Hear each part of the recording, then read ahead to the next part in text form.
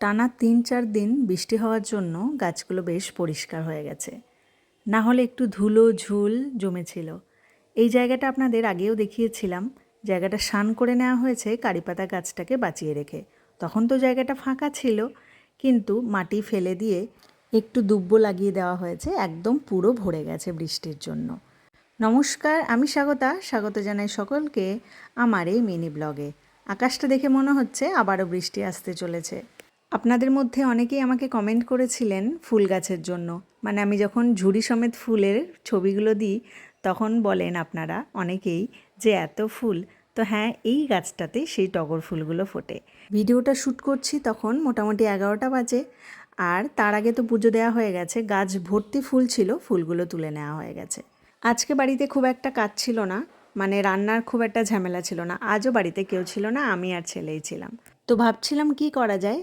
রান্না শুরু করার আগে বানিয়ে ফেললাম খুব তাড়াতাড়ি আর খুব সহজেই হয়ে যায় একটা ম্যাঙ্গো কেক।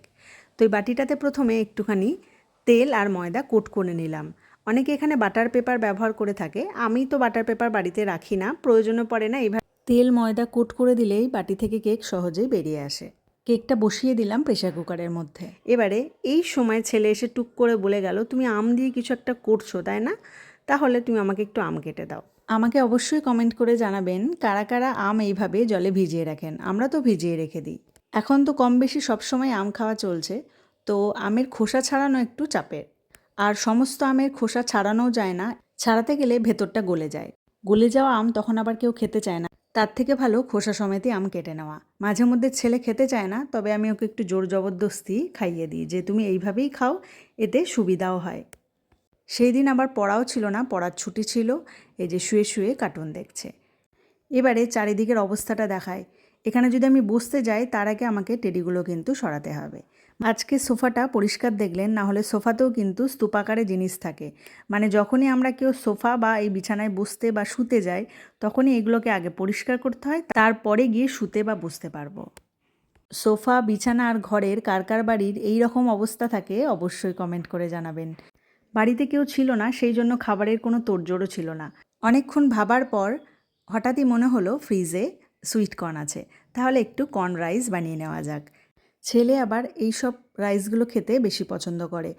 আর একটুখানি ফ্রিজে মাংস ছিল, সেটা আমার আর ছেলের দুইজনারই হয়ে যাবে। তো সুইট কর্ন রাইস আর মাংস, ব্যাস। আবার কি, কথা বলতে বলতে 11টা থেকে 1টা বেজে গেছে। এবারে সুইট কর্ন রাইসটা করে নেব। আর দুটো গ্যাসই ওখানে এঙ্গেজ ছিল বলে ইন্ডাকশানে দুধটা গরম করে নিলাম।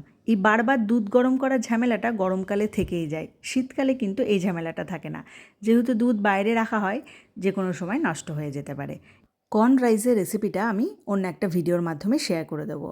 আরেকটা কথা বলতে খুব ইচ্ছা হলো, ফেসবুকে যখন প্রফেশনাল মোড অন করে আমি লং ভিডিও দিতে শুরু করি, সেই সময় এই রকম একটা ব্লগ বানিয়েছিলাম।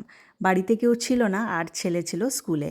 সেই দিন আমার লাঞ্চ মেনুতে ছিল 4 রকমের ভর্তা আর গরম ভাত। তো ভিডিওটা আমি শ্যুট করেছিলাম, কিন্তু আমার খুব একটা ভালো লাগেনি, মানে একদম প্রথম তো যা হয় আর কি। আজও সেই রকমই একটা দিন ছিল, তবে আজকের ভিডিওটা শ্যুট করে আপনাদের সাথে শেয়ার করেই ফেললাম। ভিডিওটা কেমন লাগলো অবশ্যই জানাবেন। সকলে ভালো থাকবেন, সুস্থ থাকবেন।